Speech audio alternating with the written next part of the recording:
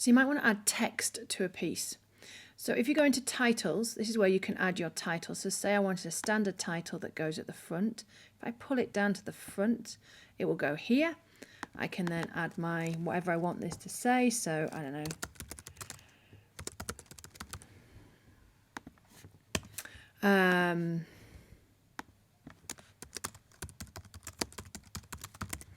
And if it just said text like this, please delete it because it will say that on your final piece. So we could change the font. You can change what it's like. There is not a lot to change on here. Please be aware. The text bit on iMovie is not great. You can't really move it around that much. So basically you have this information here. If you want it to appear on an actual clip, so say on this clip we wanted to have some text that's at the bottom, I could drag this on and I can drag it to appear anywhere. I can drag it on. I can add my text. So I don't know.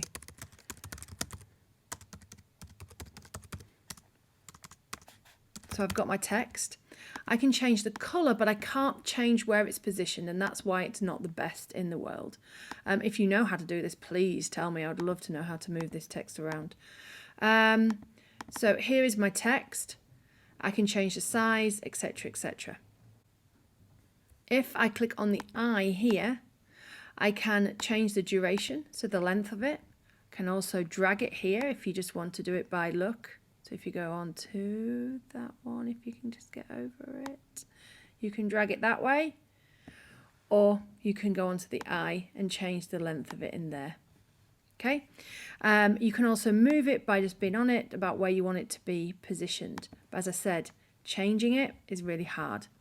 If you have different backgrounds, they're quite nice if you want to put them behind some text like this. So you would put the background in first.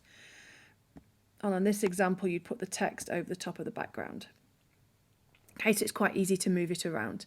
And you can do transitions, and that's transitions between them. So a transition, say for example, I wanted a cross blur, I could just put it in here, and then it would cross blur transitions between them. Transitions are up to you. Use them wisely because they can look atrocious if you don't think about why you're using them. Transitions should have a purpose.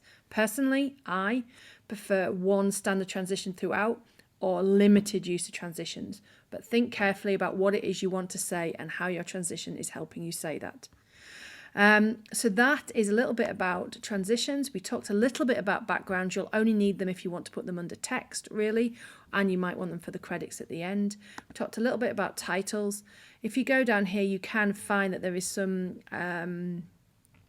like this, for example. I like to have my text over something so that it's easier to see. So that might be something you want to play with. Scrolling credits is quite a nice way to do credits.